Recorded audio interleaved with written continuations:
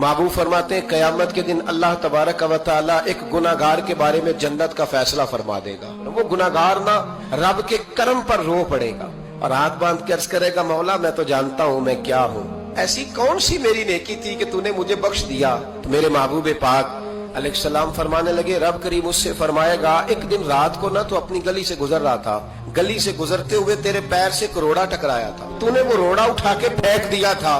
क्यों फेंका था?